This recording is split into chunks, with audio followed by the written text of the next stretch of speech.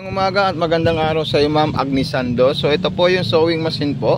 If hindi po kayo interesado, ma'am, so pwede mo na po ako i-PM or tawagan para dito sa ating sewing machine para malaman po namin kung interesado po kayo dito, ma'am, sa ating sinid na link.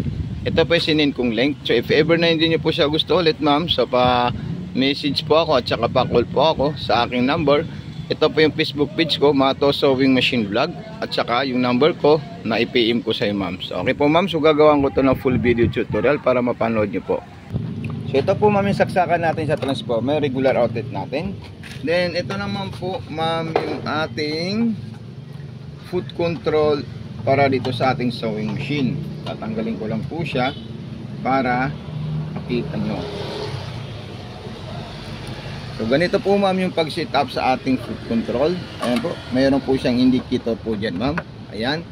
Then ano lang po siya at pailawin nyo po siya. Okay? So yan, nakailaw na po siya. LED po yung ilaw niya. So napakaganda po siya at napakasolid po, ma'am. Okay? So pwede nyo po siya baliktarin once na namamatay po yung ilaw. So para steady po yung ilaw natin.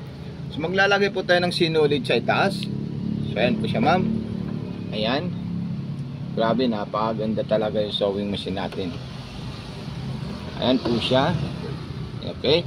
Hindi diretso po natin ito, ma'am. Then ipapasok natin sa butas ng karayom. Pasok ko po na po siya, ma'am, sa ating butas ng karayom. So ayan po. Okay. Then pagkatapos po niyan, ating ilalagay po dyan.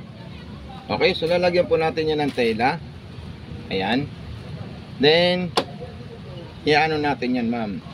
Ito po yung pedal natin, apakan nyo po siya. So hindi ko na po siya apakan, ano ko lang, susubukan ko lang po siya kung talagang good condition itong sewing machine natin. So i-check nyo lang po yung performance niya po, napakaganda at napakasolid po siya. Then sumunod naman po dyan, kung gusto niyo po mga sigsag, so may mga indicator na po dyan na pwede nyo gamitin. So ayan po siya, pag-aralan nyo lang po siya, ma'am. Okay? Ayan, so dito naman po, napakaganda po siya, ma'am. Ayan, solid na solid po talaga yung sewing machine natin. Grabe. So, okay, ma'am. So, interesado po kayo, ma'am. Message mo ako. Priority nyo po na yung message ako para i-source na po itong sewing machine natin. Salamat.